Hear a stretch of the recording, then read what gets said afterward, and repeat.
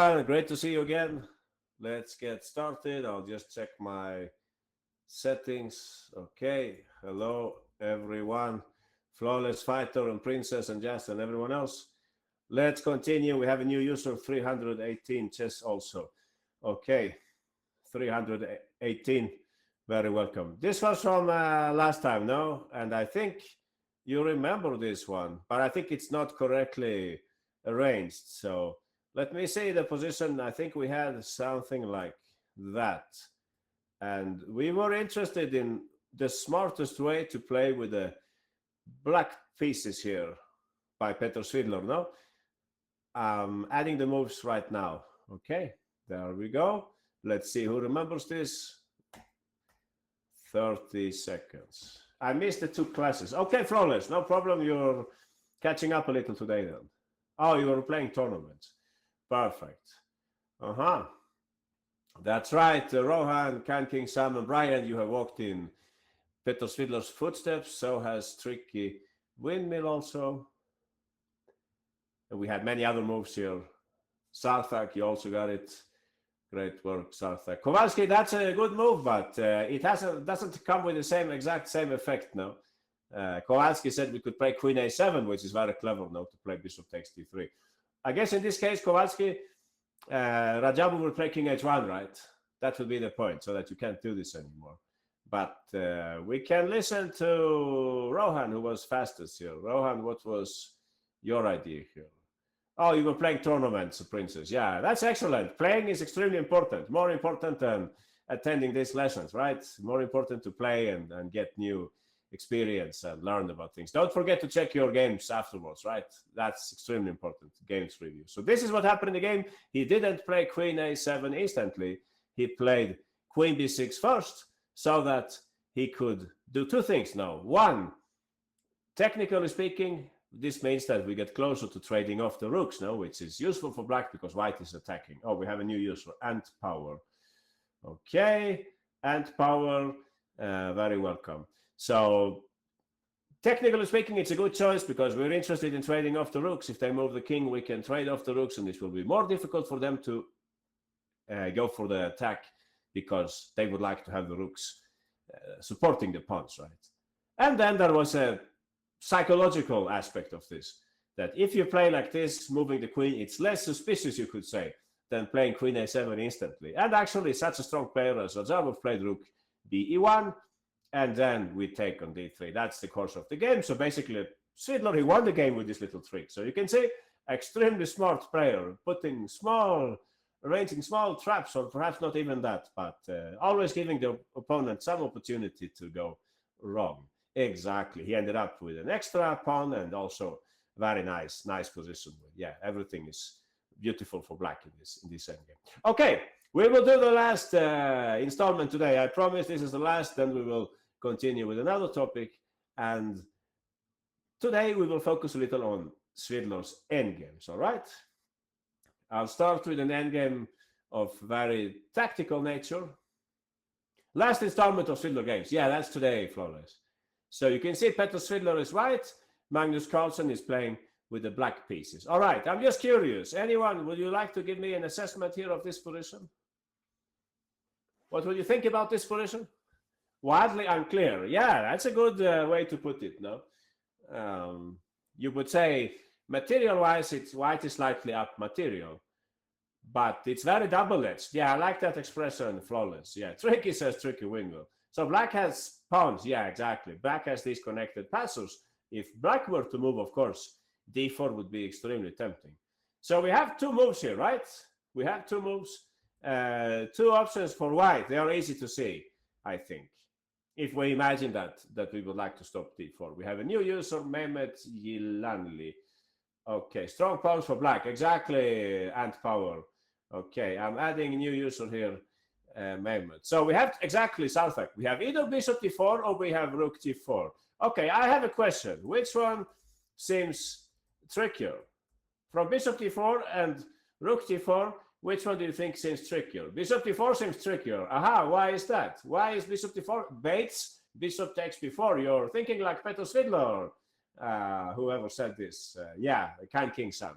So I think rook g4 was technically the best move in this position. But in the game, Petter Svidler played bishop d4 instead. And at this point, black is under some pressure in the game. Let's see what happened in the game. Magnus Carlsen, this was a rapid game. He took the pawn on b4. And I would like you guys to figure out what happened next in this game. Maybe you have seen it. No, maybe it's not so difficult. But anyway, I would like to give everybody a chance to find Petter Svidler's upcoming play in this game. Aha, not anyone you know. You have interesting ideas. Perhaps you're on the right track. Not everyone. Not anyone, sorry, you know. So, Yegna, you're extremely close, but I will accept that sacrifice. Well, I can't avoid it, no? I can't decline it. So, Rohan, Tricky, Kowalski, Steve, Alapat. We have 4 winners so far. You have seen what they did not, what Magnus Carlsen did not see in the game. Ryan, Sarthak, also Xalicia and Alan. Yeah, nice. Very good with tactics, guys. Excellent. We had a few more winners here. We have also Sharat, Sarthak, Owen, John Sam, and grilled cheese. I will wait a little for the rest. Yeah, all those of you who took on h6, I think you're a little too fast, no? You have the right idea, but you didn't calculate properly. It's never wrong to check your variations once more. Smart Goldfish and not anyone you know, you have also found the right way to go here. So we will ask Sharat. All right, Sharat, you're on. How would you continue here with the white pieces? Rook b8. Obviously, if I go this direction, I don't know if you had time to look at this, but you could probably guess that black is in trouble, right? Aha, I would have to go to e6, and I think there were different ways of winning material here. If you're very good with tactics, maybe you can see this. Honestly, I cannot see it, but I know there is something, yeah. Rook b6, you're probably playing the right move, yeah. I don't know, what would I play here? Rook d6. I think in any case, your h-pawn will win the game. If we can't find anything more convincing, you could probably win the game by trading and taking the h-pawn. Yeah, maybe we don't need to win with brilliance, you know. Maybe this is just enough. Exactly, I think this is best. And our bishop is very strong also, no? It's actually controlling all the black pawns. So in the game, black played instead king h7. And this was the moment where I think Magnus Carlsen simply missed the next move. So exactly. Question: what kind of move? Or how would you describe? How would you describe this? How would you classify a move like f4? I'm just curious. It's prophylaxis? Yeah, that's what I was asking for. Block escape squares. Brilliant. No, I didn't mean that. Yeah, quite prophylactic move. Interesting. So you actually agree we can do prophylaxis in the attack. It's not only about defense, right?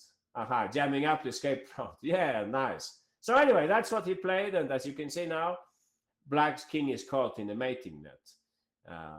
They don't have any good moves. Yeah, I think he resigned here. I just played the move to have everybody carry out the idea. Now we take and we play rook h8. So it's easy to see it, but it's quite easy to miss it when you're playing the game, right? And Magnus Carlsen maybe saw that, okay, I can't take like that, but I can take like this. And obviously here, if white plays like that, I have a square for my king. So that's exactly what happened in this game. The king escapes. Yeah, exactly. So very tricky move, no? If you ask me, Petter Svidler definitely knew what he was doing when he played bishop d4. Else he would have played rook g4 instead. And speaking objectively about this example, after bishop d4, black had to play instead. But that's not an easy move for anyone. They had to play here rook c7, exactly, flawless. So anyone, what's the point with rook c7? That's quite easy to understand now. Aha, we want to push the pawn, exactly. Bishop e8. Oh, you're right, maybe tricky. You can go for that plan also. Good point. I didn't think of that, but that could also be an idea if you play like this. So yeah, not so easy to make white's attack work now. This is evidently a little too slow, right? The pawn is too fast, and this wouldn't work. You're right. Sarthak, what would you play here with the black pieces? We will put all the weight on Sarthak. Sarthak, how do you defend black here? I think that works also. I might have played in a different way. Yeah, I would have played like Jazz said. But anyway, this should also be okay, right? And I would have to give up the exchange. Yeah, maybe you shouldn't do this, right? It was probably simpler to play what exactly what the rest are saying, and White's rooks cannot deal with this pawn and so on. So I think this was a better choice. And for that reason, after the move Rook C7, after Bishop D4, I mean Rook C7. It's not so easy to find the move for White. You could play Bishop E5, of course, hit the Bishop again, and then Black could probably just. No, Sarthak, I'm sorry, but that's a misunderstanding. No, you cannot. That Bishop can actually take rooks and control pawns at the same time. So yeah, please don't do that. Oh, misclick. You must have meant to click something else. Yeah, no problem. So in this case, I'm not sure. It's still a tricky endgame, no? If you play Rook C8, maybe this time it's different, no? Or maybe not. Yeah, maybe this is also possible. Rook C7 or Rook D7. Yeah, and we will be doing okay here. Yeah, hi Greg. Great to see you. So coming back, we will play out this example again. We will do the rig quiz, and you will play like Peter Svidler, and I will play like Magnus Carlsen. Okay. So we'll just make sure that everybody notices the right move order here. I'll give you only 20 seconds this time because so many of you got it wrong on the first try. So yeah, Greg, already there came some new students. Yeah, I let about 3 or 4 in already. We have extremely many winners here. I can't really name everybody, but let's say that 90% of the classroom got this right. Okay, and fastest was Kowalski on this occasion. So message for Greg, I let 3 or 4 in already. We can have Brian. You can tell us, Brian, how would you play here with the white pieces?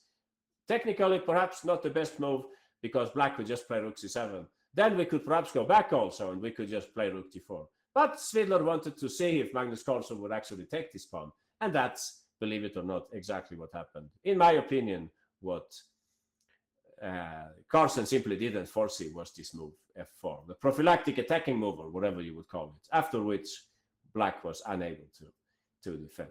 So, yeah, and Power is in, and Mehmet, and there was some other user also. I can't really remember who was the last new user. What if Bishop F7? Sarat, when can you possibly play Bishop F7? Oh, I see, against Karyakin. Oh, interesting. Yeah. Good point. Yeah, the same motif. Jess is saying something. You know, who said this with Bishop F7? Sarat says, what if Bishop F8? In which position do you mean? Here is, oh, I understand. You mean in this position? Yeah, I think I know what would happen in that case. I understand what you mean. Yeah, I think you will lose this bishop, but correct me if I'm wrong. Exactly, you would play Bishop C5, Rook F7, and I think you only need to bring the Rook to the 7th rank, or no? Or it's not so simple. Rook D6, exactly. I think this is what would happen. Yeah, great that we straightened this out, right? We threaten this and that. We can always catch the pawn. And if King H7, unfortunately for Black, they get mated, right? They can save the bishop, but they can't save the king here. But you have a very good point, Sarat. Yeah, this was an important variation to point out, of course. That's maybe what he missed then. Yeah, who knows what he missed in this rapid game. So, yeah, excellent point, Sarat. Thanks for... Yeah, I should have put this in the quiz. I'll do that next time, but now I can't use this one anymore because everybody knows it. So, smart move, Bishop D4, and from Black's perspective, think twice before you take such a pawn, right?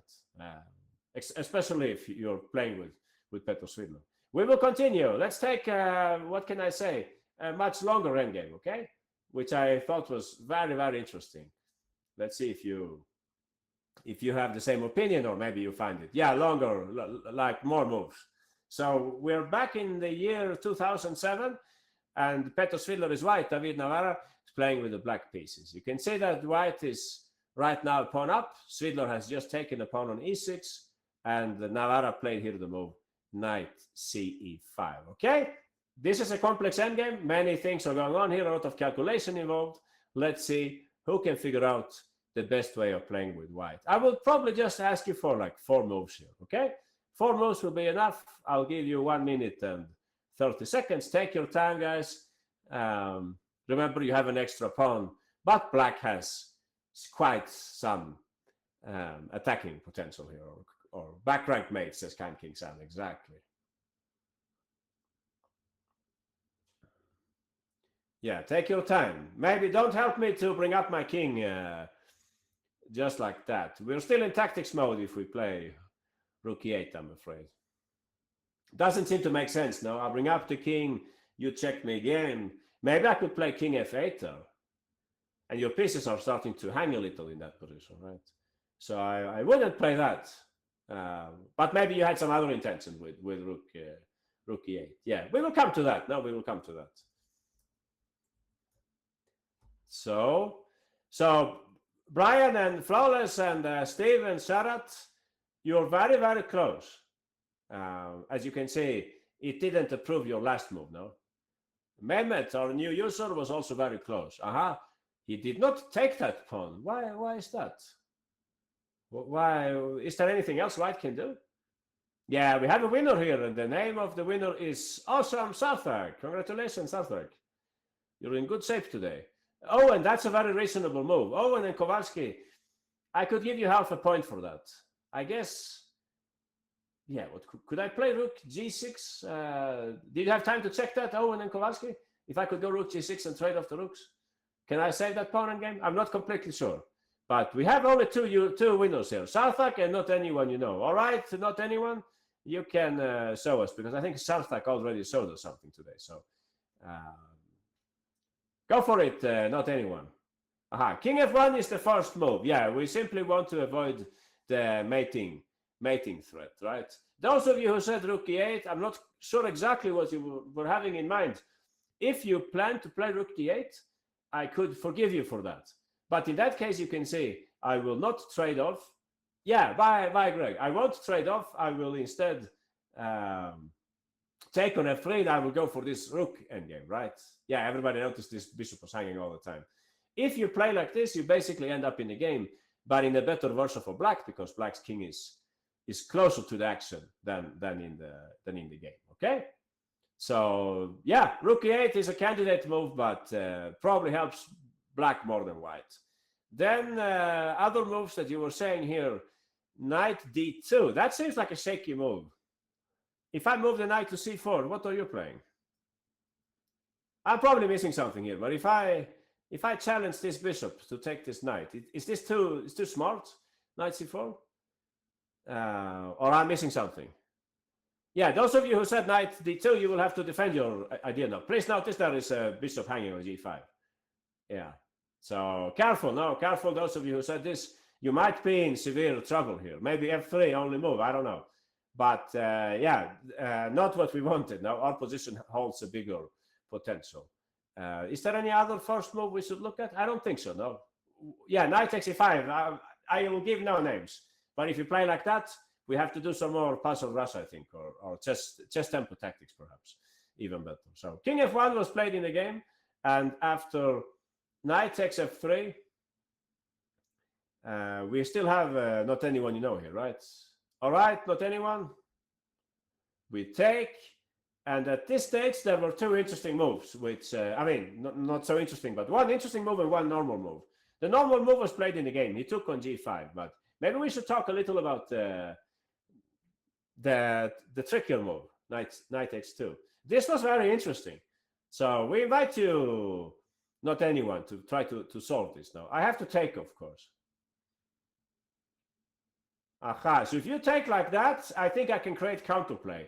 Anyone? How can black create counterplay? Rook d5, of course, King Sam. 1 second, you play rook d2. Somebody said every rook endgame is drawn. I don't sign that statement, but it very often happens now. We probably don't want this. Yeah, rook takes a6, rook d2. Maybe you can win this somehow. I don't see how. Yeah. Oh, before, exactly. Whoever said that, Rohan. You're right, Rohan. So this is what I think he had prepared. Rook takes a6 instead. Extremely smart, because we can take the knight later, right? So black could try something like rook d5, but then it's not the same thing anymore, because our next, rook h5, it would make no sense, right? If you play this, you have no constructive plan. I will probably start pushing my pawn and so on. It will take ages to help that knight, right? You will have to play this and that and so on. So I don't know. I don't think that's a good plan, though. Yeah, it will take a long time at least. So I will try after rook takes a6. I will try rook d5 anyway. And now we have an important move here. Exactly, Rohan and Chesol. We play rook c6, exactly. Because we're still about to take this guy. But first we want to make sure that if they play rook d2, we can take the pawn on c5. So white would be winning here. But interesting now how we could tie the rook down, exactly. Interesting how we could actually give up a piece momentaneously with white in this case. So back to the game. Knight takes f3. Pawn takes, rook takes. And this was the position where many of you played rook takes a6, which is unfortunately a mistake. Exactly, Sarthak. We will come to that. So this is wrong because, again, being greedy is wrong on this occasion because, again, black gets to attack this pawn. And I think they always have time to hit the pawn in the back, right? If white tries to, rook c6 and a5 and a6. I think black is just in time now. Maybe they can even take the pawn on the way. So not so convincing. I mean, we can look at this if you like, but it's not making too much sense now. This could even be an attempt to lose the game with white. Yeah, but maybe not so much. But I'm just saying we're definitely not in time in this variation. And yeah, white should be careful instead. So coming back after f takes d4, rook takes d4. Somebody said b3 here. Very interesting move. However, in that case, it's not clear if you can actually win this pawn endgame. Looks like it's very good for you, but don't forget that black has more space now. We had this in the past also. You remember maybe? We had this on the... we had some sessions about space in the endgame. So, I don't know. I think this was not so clear, this endgame. Why not advance king and stops black's threat? Yeah, you're a genius, Sarthak. Uh-huh. And so is Peter Svidler. He played like that also. In any case, yeah, many pawn endgames are won, but not necessarily this one, right? If you bring up the king, you can bring up the king first, right? But it seems black is just in time, and yeah, you can freeze my waiting move somehow, maybe. I don't know. Can you do that? Or maybe you can't. Yeah, I failed to say or should I play? Yeah, I don't know. I would probably play this first. Anyone, is this a big problem for black? If you play this, I can play that, and I'm just waiting, no? Looks like it's drawn, no? I mean, such endgames, they have been won before. But, you could play like that and go and take the pawn? No, I don't think so. No, it's too dangerous. I think there you have the space. Is that correct, or I'm blundering in my analysis here? I don't know. I was saying that if you just wait, you can always oppose. Oh, that's much simpler. Yeah, I'm being a little stupid. Yeah, this is much simpler, of course. Yeah, this is much better, so we don't run into trouble. Exactly. Yeah, I was hoping I could force them to something like this, but yeah, that will never happen, of course. They will play king f5. So yeah, nice. Let's come back then. Let's come back to the position. Sarthak is screening the move here. And for instance, who was moving the pieces, by the way? It was, and not anyone you know. Yeah, are you still around? Exactly. King e2, not anyone. This is smarter, of course, because in this way, we get ready to bring the king up and defend the pawn. And now, evidently, no fun to enter this pawn endgame, right? We're a tempo down, and this pawn is, I think, going to fall in a few moves here. Exactly. So this is not possible. So poor David Navarra, after rook e2, king e2, he had to play instead b3. Yeah, right spirit, now right spirit. And now we will make a break here, thanks to not anyone you know. Great work. And I think we are ready to play a few more moves. Let's see if you can see Svidler's upcoming play in this game. Yeah, not extremely hard. Let's see. You will get 1 minute and 15 this time.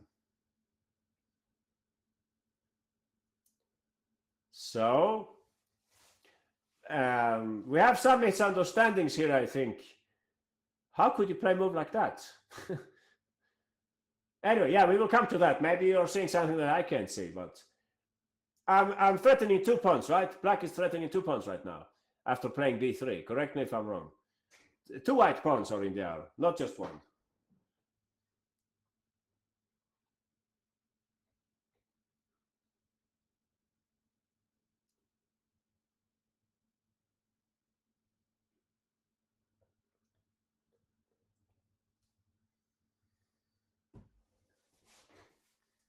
Chess art, we have a winner. That's great news. But I think we have a second group of winners also. I see. I see the move that you guys are playing. It's very strong also. Aha, yeah, I didn't notice that. Interesting. So yeah, we have a big group of winners. Only Chessart played like, and Jazz, Chessart and Jazz, only you played like in the game. So all those of you who said rook takes a6, no hard feelings. Your move is also fine. Maybe Petr Svidler didn't find this completely evident at the board, right? But white seems to be much better in this position. Yeah, king d3 and king d2 is probably the same thing. Yeah, who said king d2? We had somebody saying king d2. Oh, rook a3. We had many. This is probably good for white. Yeah, we continue pushing the pawn, and this pawn is going to drop off, it seems. So this is fine also if you said that. In the game, he played instead like Chessart was saying. Are you still here, Chessart, or what happened? No. Yeah, so what did you play, Chessart? He continued with his... where are we? Sorry. This is the position, right? So rook takes a6 was fine also. Don't play c3. Yeah, this is not making sense, right? You're letting me take this pawn. I'm going back. Yeah, so if you take on b3, this is the... He saw a forced line, though. He saw a forced line. That's why he played like that. But... oh, it was a misclick. Oh, sorry. Yeah, no problem. So rook b4. Some of you wanted to play rook e3. And I think rook e3 was possible also. It's just that he saw something more forcing. I would play c4 and hope that I can still... Yeah, you would have to play b3. I put my rook here maybe. And yeah, something like that. I don't know. Do you give me any chances of saving this, or maybe not so many chances now? So it's probably very good for white still. But there was a more concrete way of winning the game. So after cb, rook b4, he found a very beautiful way of winning here, Svidler. Yeah, exactly. He didn't take the pawn, of course, because in that case, definitely black has good drawing chances. But he played the sneaky move a5. Petr Svidler had noticed that after rook takes b3, aha, he has rook b6. So I thought this was very pretty. It's almost like, like an endgame. Like an endgame study, right? Like an endgame study. The black rook is trapped in some strange way. Aha. So, yeah, not many moves left for poor David Navarra. He played c4 in the game. And here you can, of course, you can use either king move. But for me, this is more logical. No, maybe here it doesn't matter. But you could play king d2 also. But in general, you should ask yourself, what is my king doing on d2 that it's not doing on d3? And I don't think there is anything. And then you would ask yourself, what is my king doing on d3 that it's not doing on d2? And you would say, oh, maybe I can walk in this direction or something. Anyway, black has a problem here. Maybe the Navarra... oh, really? You spent 30 seconds. Maybe black thought they could create a passed pawn, right? That's a valid thought, no? That black thought they would create a passed pawn. But something funny happens with this pawn structure. Because if black plays h5, what would you play in that case? Exactly, king Sam and so on. We will play f4. Aha, I mean, funny or not, it depends on your sense of humor, but I find it kind of amusing. And then if they go g5 to play h5, we would play instead. Exactly, play g4. Yeah, kind of unusual. No, I have seen it a thousand times when you have the pawns on the same files, right? But like Petrosyan's famous prophylactic move against Spassky, on the queen side, a6. But I can't remember having seen this situation very often. Right, so you can't even like do small steps. It's still not changing anything as far as I can see. Well, you would have to play g6 and then play h5. Yeah, what would that mean? What would you... No, wait a little. What I'm saying makes no sense, right? No, it makes absolutely no sense. Yeah, I'm sorry. Makes no sense. So, yeah, White went on to win this game. He had to play something else here. Yeah, what happened in the game? Was this actually the game? I don't really remember. Yeah, I think he played King F7 in the game. And King C3 and H5. And everybody knows what Peter Svidler played in this position. Yeah, I'll give you only 5 seconds. That's right. Boris and Dash Boyzer and Dumb and Mehmet and Mars, Dolphin. 318 chess also. All right, 318 chess also. What would you play here? Before taking the pawn, 318, what would you play? You have the move. Yeah, you can move it actually. I gave you the pawn, the white pawn. So you can actually play it out on the board thanks to this great interface. Exactly, chessable classroom. So that's what happened in the game. And unfortunate for black, Svidler had already calculated that he's faster on his side, right? 318. We're still waiting for you. Yeah, if you want to continue or no. We don't get any more moves from 318. Okay, new user, I think. I'll pick another user. Okay, King before. Our new user got nervous, I think. Else you wouldn't play that, would you? Or did you calculate very well? Oh, maybe that's what happened. You calculated that queen before me. I can calculate this fast. Let's say king c5, king d4, king b6, king takes d3, king takes h4. I think I queen first, right? So 318. We have to do more chess tempo endgame calculation. So please, let's come back. Let's ask somebody else. We can ask Tricky Windmill. All right, Tricky. Where is Tricky? No, I can't find Tricky. I'll ask somebody else. Bori Shachmati. Bori Shachmati, that's a classy name. You can show us, Boris. How will you play here? You got the white pieces, Boris, so just move the pieces if you like. Boris Shachmati. I don't get any moves. Do we have any volunteers? Today nobody wants to make the moves. Jazz, all right. Where is Jazz? Jazz, yeah, you're talking all the time, so I'll give you a chance to make a few chess moves also. King d3, interesting, but maybe not at high priority here. Please, Jazz, show us the variation. And now, white has two ways of creating a pass pawn on the queen side. No, this is a long way, and there is a much faster way, right, Jazz? Don't feel any pressure, but that's a good start. Aha.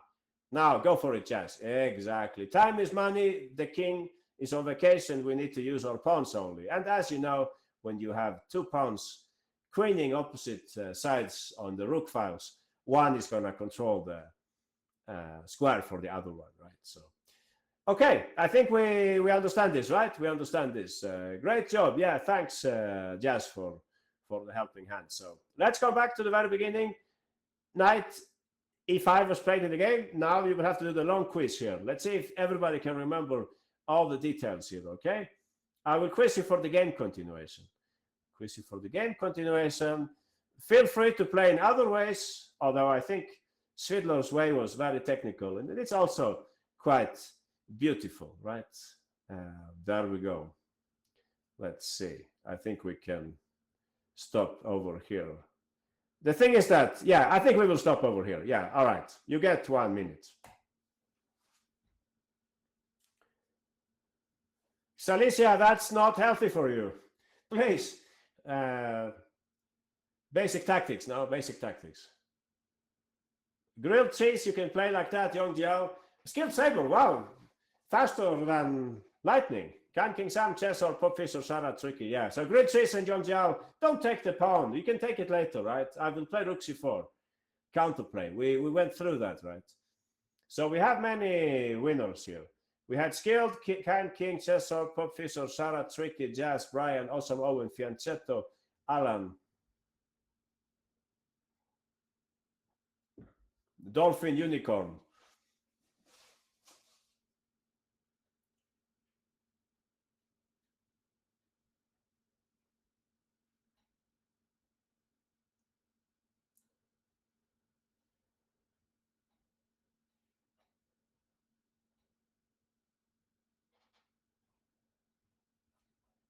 Okay, perfect.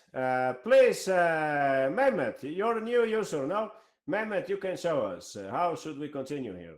Oh, I lost track of the chat. I hope you're not saying anything important. Yeah, but please go for it, Mehmet, from the very beginning. You have the white pawn. Mehmet Zilanli, all right? King F1, exactly. All right, here we go.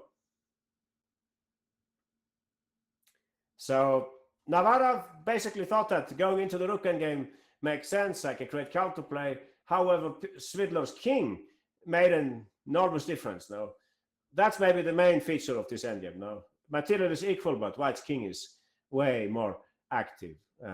Yeah, what did he play now, Navarro? I'm trying to remember. B3 he played, right? Activity first. And this was the beautiful move by Petr Svidler. All the time he could take this pawn, basically ever since the beginning of this exercise, but he's not doing that. Only now he's interested in taking, yeah. So black took, and now we don't take, we do the trading trick instead. Oh, he never did. Yeah, good point, Jess. He never did. Only the other line, I think, Jess, with knight h2 check and king g2. There he would have done it, yeah, but not in this line. So, okay, guys, I think we understand this now. Exactly. Mehmet, yeah, excellent work. So we go and take the pawn, and whenever I play something like that, Mehmet, you would play d4. Yeah, bravo, that's it. Okay, let's continue. This game was played in 2007, but I wanted to show you something more recent, and it's another rook end game. Maybe you came across this game, maybe not. So we saw some other game from the match Svidler Vidit a few years ago. Oh, sorry, I'm pasting the same game, same example again. Yeah, human mistake. So Svidler and Vidit, they played a match. Very interesting games. We saw one of the games. And this is another game in that match. I think the match was tied like 3-3.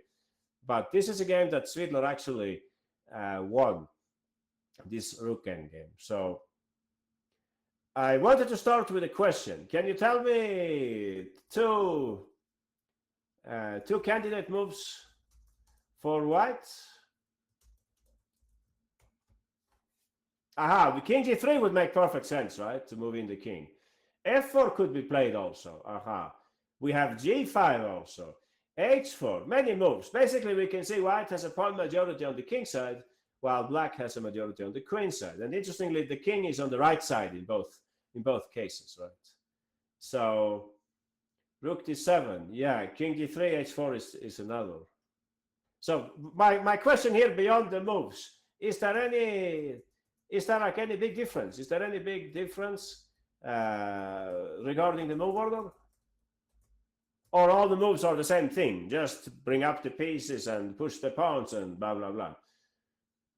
Maybe there is. Good answer, good answer. Aha, because I'm asking, exactly. So let's think about it. Let's see if we can find any difference. By the way, did somebody think about the fact that black could play rook d6?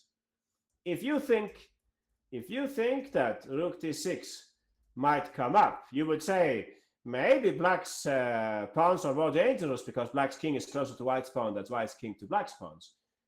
Oh, rook d5. Yeah, interesting move. A little similar to what happened in the game. So Tricky says g5 looks like a better move order. G5 looks like a better move order. My obvious question is, what happens then if rook d6? Rook f4. Then we can play rook f4 and we can target the pawn on f7. You could also, maybe tricky, you could even target the pawn on h7, which can't be defended, no? So that's what he played in the game.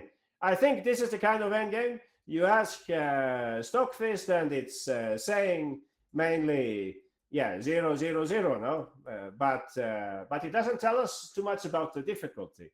And some moves are more forcing than others, no? Please notice that engines base their evaluations on only one path, no? The best.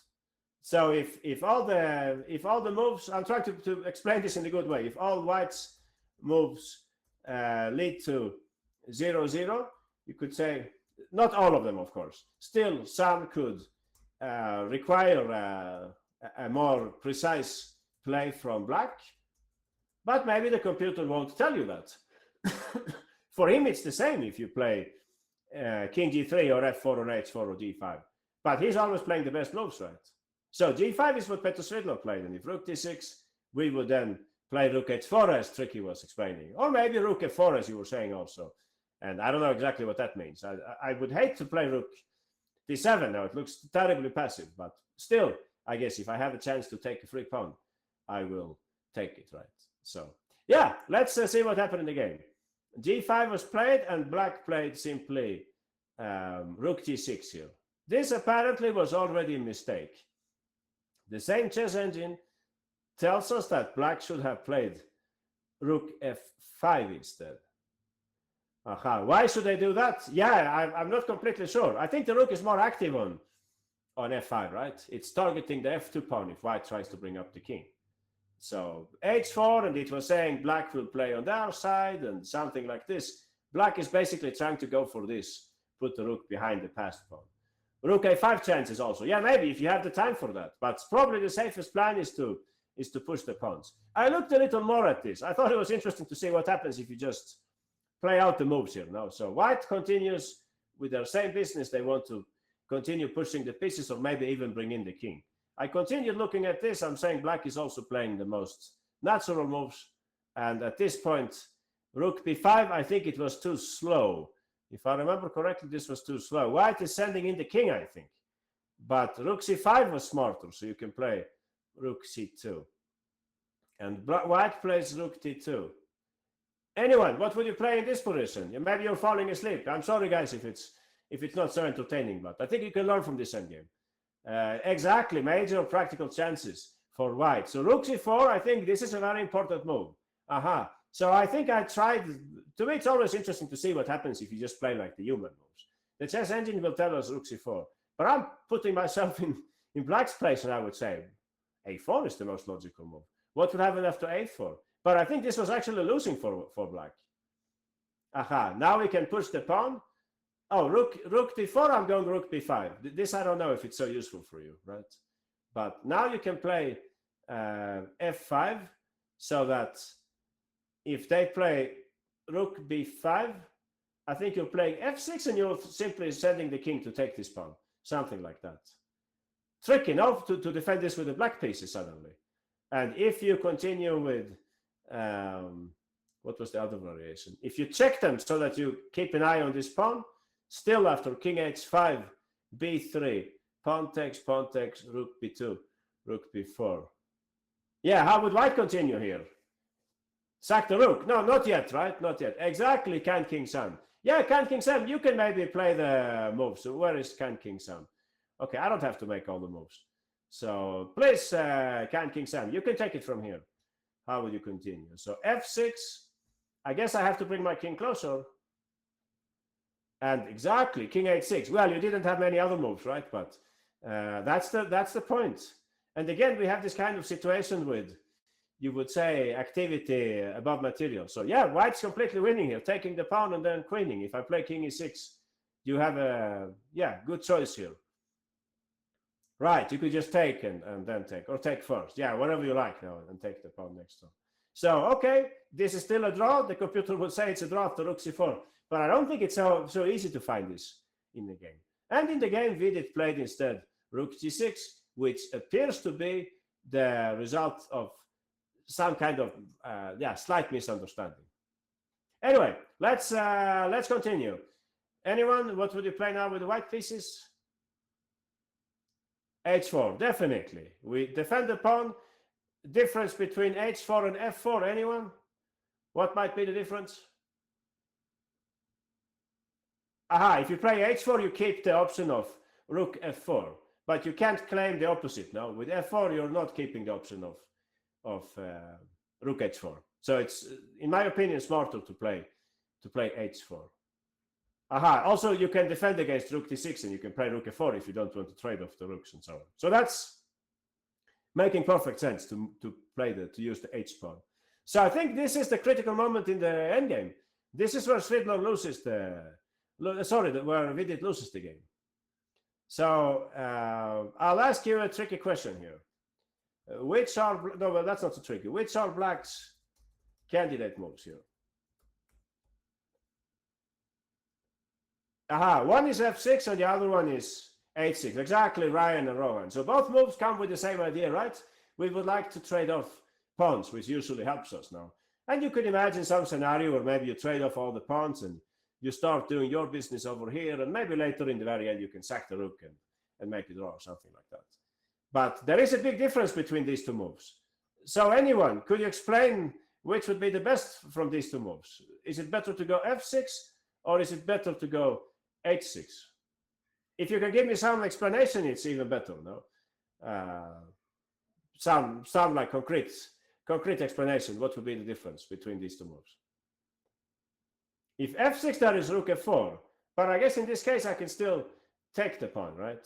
You can check me here, but I don't know if it helps you so much, no, if I go up with the king. Go f6 so the h6 pawn doesn't become a passer. Exactly.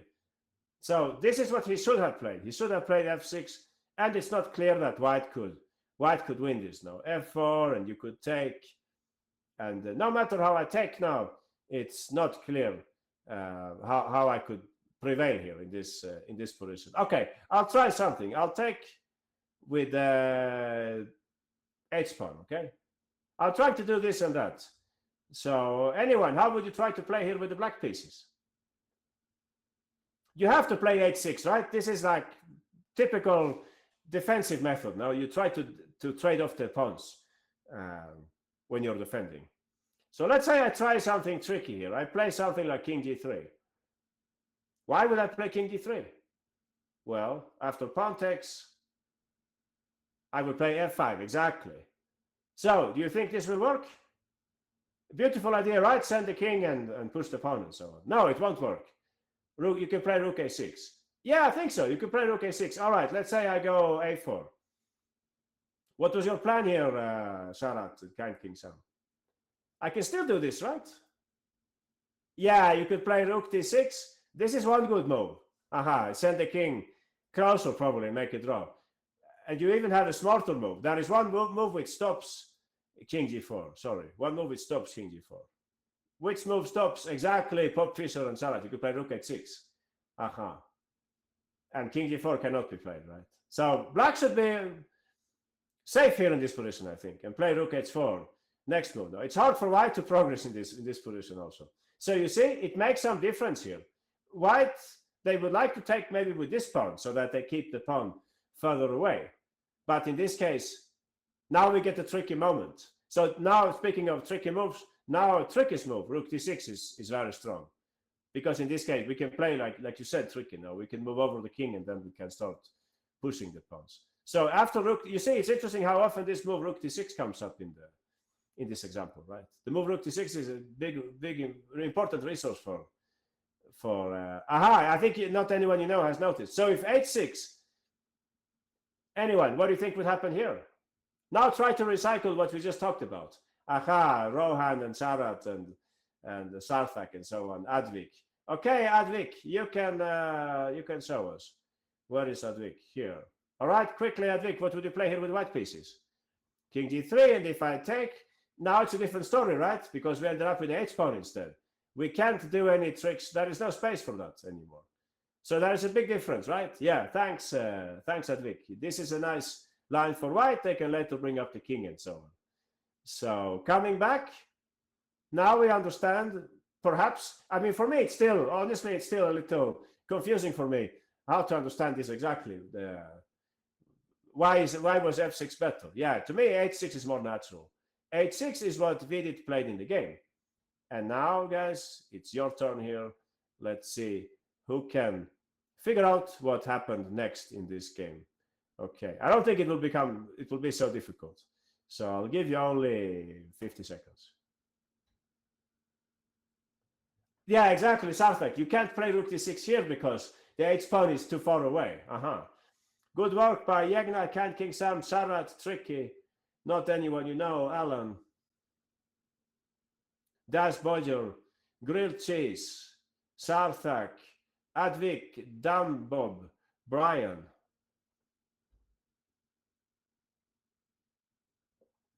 Oh, and Dada Apple, Boris Shachmati, Xalicia, Mehmet, John Sam, Just Crusher. Yeah, you're good with endgames here, everyone. You know when to trade the pawns and when not to trade the pawns and so on. Activity above material, things like that. That's exactly what happened in the game. So please, Dada Apple, it's all yours.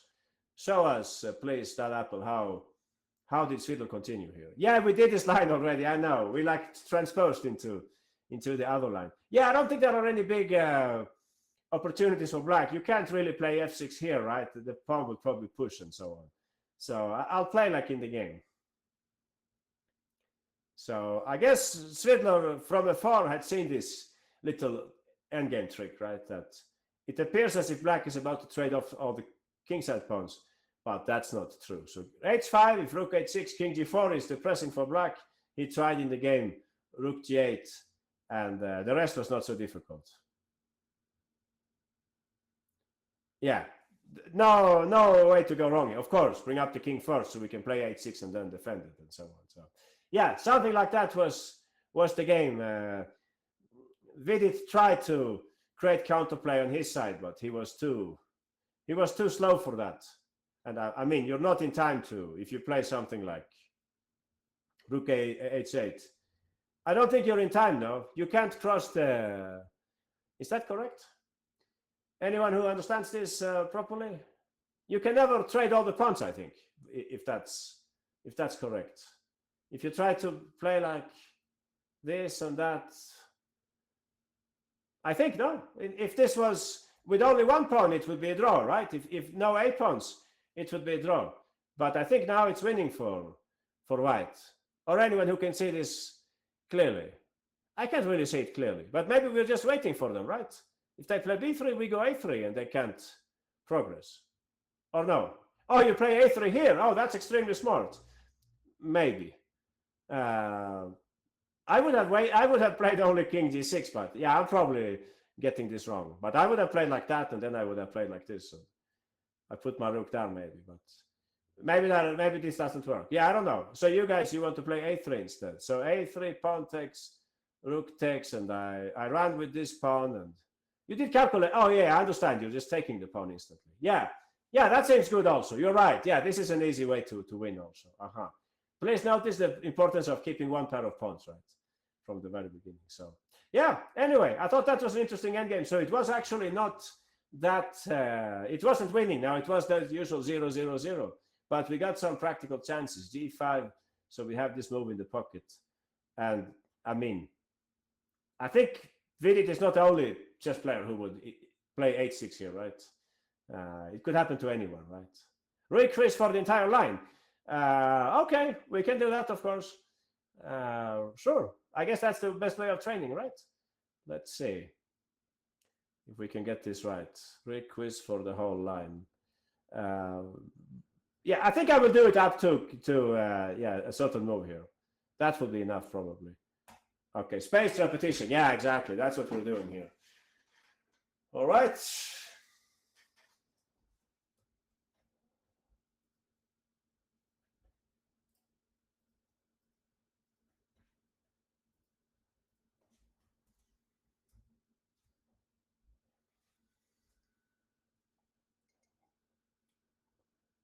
We have extremely many winners here.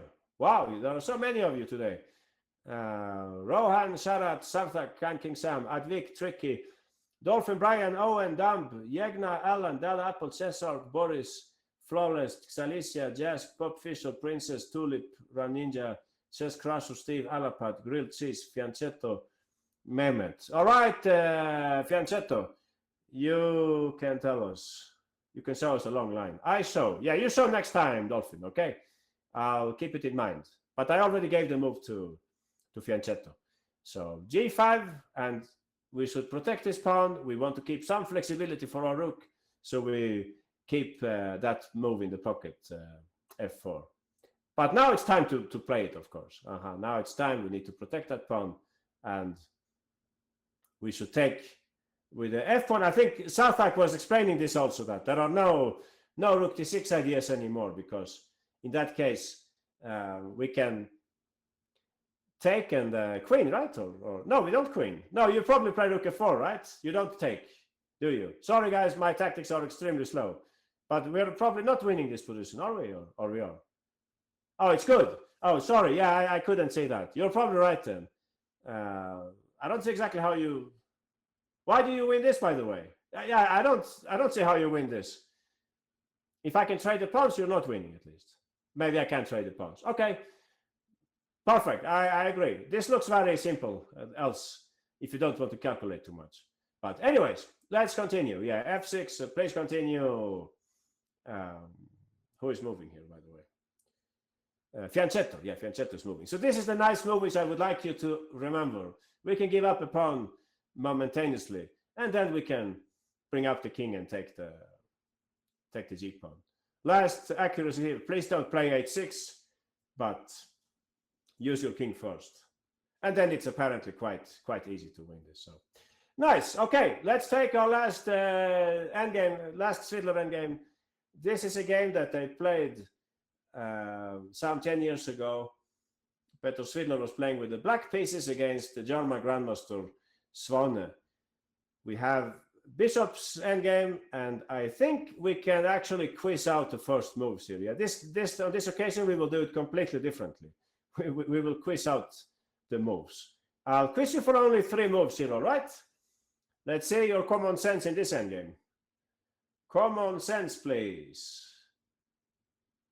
And the endgame technique.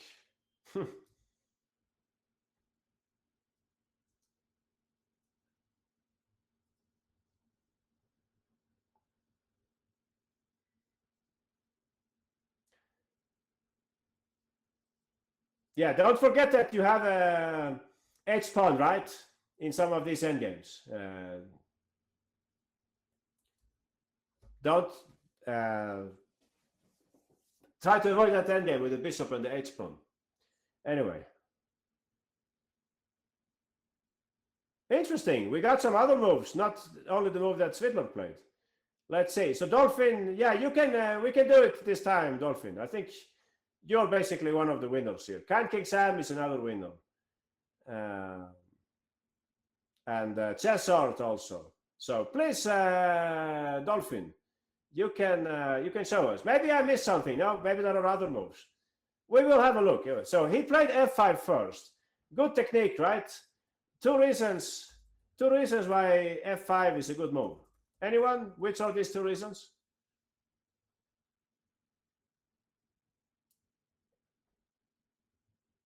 Yeah, prevent f5. Fix the pawns, exactly, Yegna. We fix the pawns on the right color. Please notice the color of the bishops now. And 2, we have some kind of 2 versus 2 stop 3 situation now on the king side. If White's king cannot, imagine White's king has to look after the black pawns, right? Then they cannot create a passed pawn. So it's a very good start, f5. Now, all the other moves you were saying. b5, I understand the point of creating the passed pawns. But now you let me put my pawns on the right color. Or I could play f5 maybe. But anyway, I will play g4 for greater flexibility. You can push the pawn, but it's not clear that you can really profit from this. Please notice my king is close to the pawn, right? I don't think you have any tricks like... Do you have any tricks like this? I don't think so. This can be very dangerous for you if you play like this. Maybe White is better now, suddenly, no, if you play like that. So, yeah, not high priority right now to play b5. More important to fix the pawns on the king side, right? King e6, I understand the point to bring in the king, but I would of course play g4, right? Not so convincing, maybe. Let's come back to Dolphin. All right, Dolphin, we're all ears. So f5 first, White plays king d3, they want to go king c4. And we evidently, now we play b5. You can see somehow we have created a beautiful barrier for White's king. It can't get up here. White played bishop d4, and this is always an interesting situation. Can we trade or not trade? But on this occasion, it seems unnecessary to trade, right? Because the White king can enter, right? So we can just move the bishop instead. I think this is perfectly fine. In the game, Svidler placed the bishop on... Oh, you were going to do this? Oh, I see. He put the bishop on e7. So question, why bishop on e7? Can anyone explain that? Why did he put the bishop exactly there? Oh, that's true. Yeah, bishop e4, they could go back, of course. And they can still, since their king is so close. Now they cannot chase the bishop. Exactly, Rohan, you're right. You could go to f6. I don't think that's the right plan. You don't want to, at least two reasons not to trade the bishops here with black. Okay, which are the two reasons not to trade bishops? Yeah, pawn endgame is horrible. You could say that. White king is more active. But also, look at the white pawns now. We have already fixed the pawns on dark squares. So exactly, your pawns are bad. So we don't want to trade the bishops. We have like the good bishop and they have the bad bishop, you could say, at this point. So he did not trade. But never say never. No, maybe later. White played bishop e5, and I think everybody, exactly, Jazz told us the right move here already. Aha, we bring up the king. Yeah, you could probably play h5 also. I think all these moves are interchangeable now. He played like natural plan, bring up the king. White played king d4, they deny king d5, and who said this?